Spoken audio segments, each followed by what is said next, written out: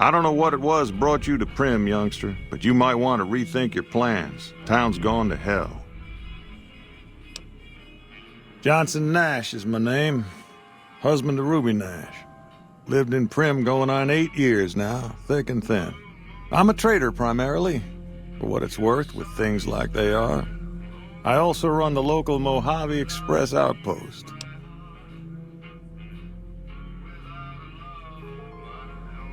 Well, I don't got any work right now, sorry to say. I'll tell you whatever I can. You have a delivery order you can show me? Oh, so you're talking about one of them packages. That job had Strange written all over it, but we couldn't turn down the caps. That cowboy robot had us hire 6 couriers. Each was carrying something a little different. Pair of dice, chess piece, that kind of stuff. Last word I have from the office, it looked like payment had been received for the other 5 jobs. Guess it was just your chip that didn't make it. First deadbeat we hired to do the job canceled. Hope a storm from the divide skins him alive. Well, that's where you came in. Yeah, I got this look when he saw you next down on the courier list. His expression turned right around. Asked me if your name was for real. I said sure as lack of rain, you were still kicking. Then he turned down the job, just like that. I asked if he was sure it was good money. No, let Courier 6 carry the package. That's what he said. Like the Mojave'd sort you out or something. Then he just up and walked out. No idea. Sounds like you two had a history for him to act like that. And turn down the money, too. Hope he didn't see any trouble in that package of yours. Maybe he thought your name was bad luck. Enough for me to say.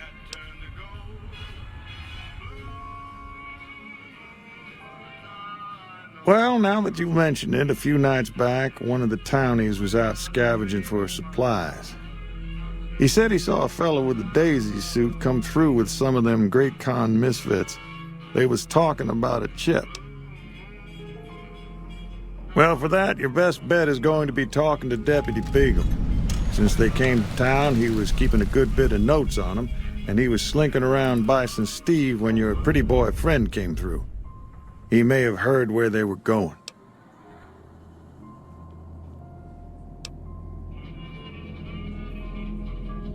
I guess I don't have anywhere better to be. Beagle had some notes he was taking while he was eavesdropping around the Powder gangsters. He'll be your best source of information on that subject. Sure, I'll tell you what I know. Don't go getting yourself shot.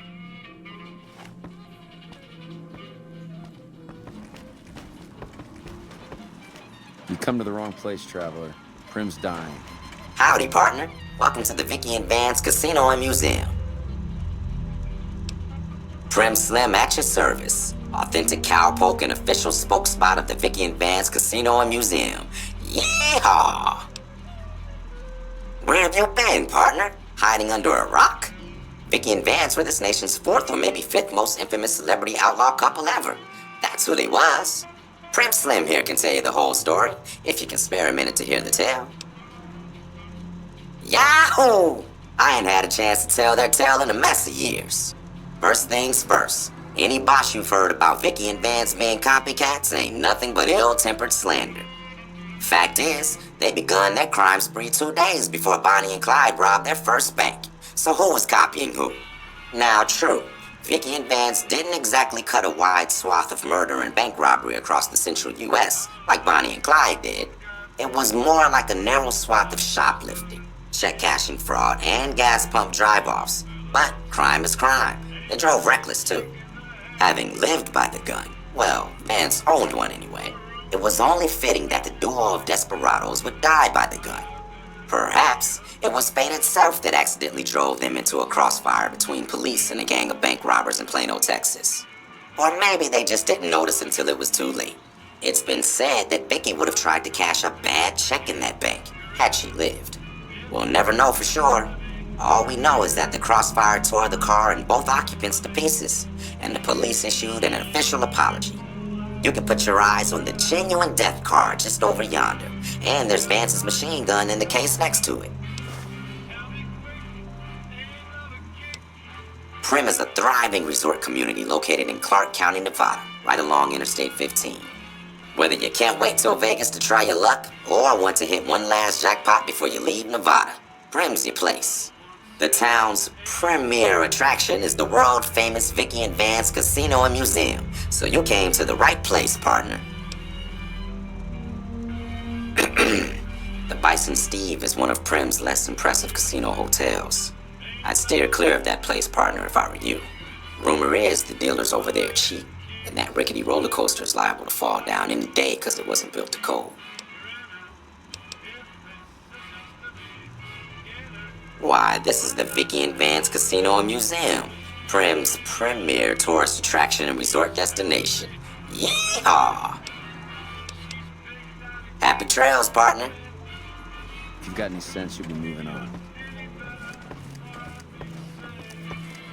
Hey there. Hello there. What brings you to Primm?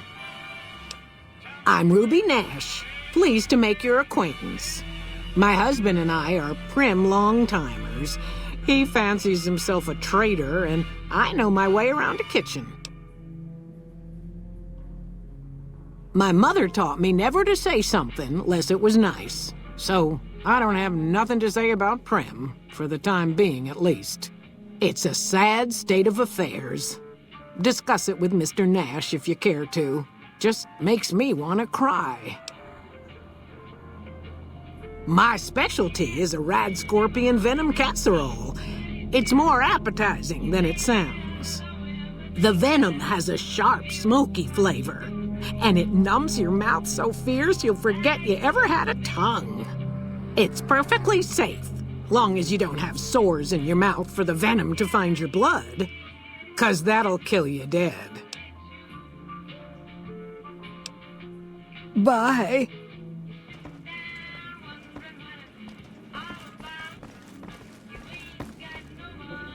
Rather be left alone to my misery, if you don't mind.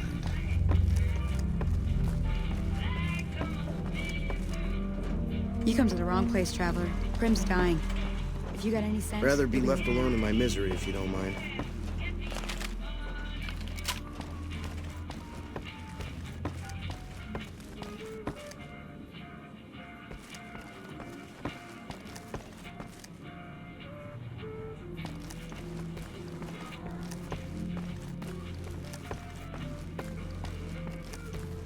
Howdy.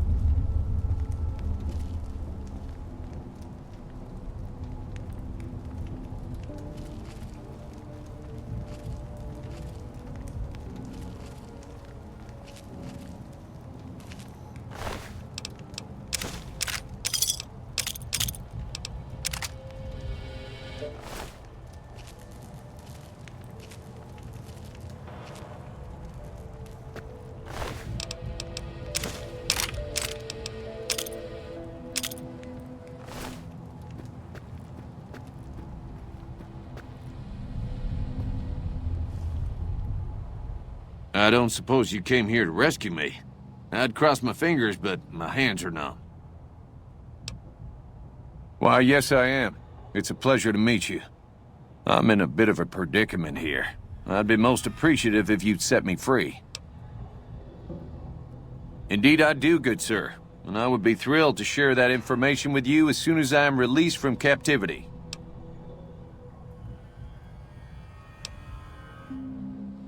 Oh, that's just marvelous. I think I'll be making my way outside now. The air is a little close in here. Oh, why, of course. I'd never let you fight my kidnappers with my help, without it. You lead the way.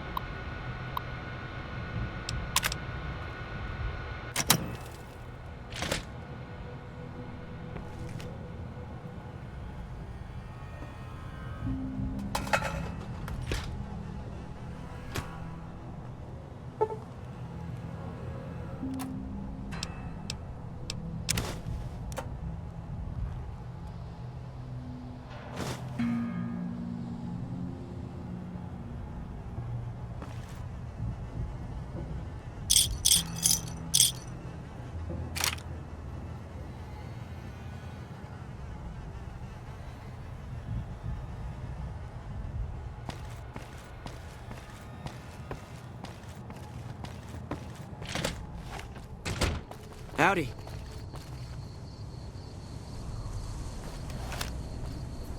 Well, that was quite an adventure. We taught those convicts a thing or two, didn't we? Breaking myself out of a hostage situation. Not to diminish your role in it, of course, but it was quite thrilling. Problem is, there's still no law in Primm. What are we to do the next time ruffians menace us and hold us hostage? Ah, yes. My memory is much clearer now that I'm free from my bondage. I was performing recon, gathering information on some of the powder gangers, when some great cons arrived with your friend in the suit. They were talking about some delivery they took from a courier. I assume that was you? They said they'd be heading through Nipton to Novak to meet a contact there.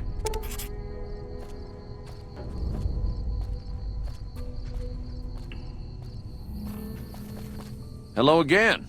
I don't suppose you've decided to help Primm find its next sheriff? Oh, no. I'm just the deputy, and I can't be a deputy without a sheriff. It's called chain of command. It should be someone brave like you, but more of a homebody. Someone who'll settle down and watch over us. I heard the powder gangers talking about someone in the prison named Myers who has some experience as a sheriff. He may be a good choice. Also, with the NCR so close by, you may be able to get them to take over the town. Not sure why they haven't helped out already. You will? That's just marvelous. I'll start thinking up questions for the interview. The sheriff that was incarcerated up at NCRCF may be a good choice. You also may be able to convince that NCR guy across the road to take the town under his wing, although martial law doesn't sound so fun.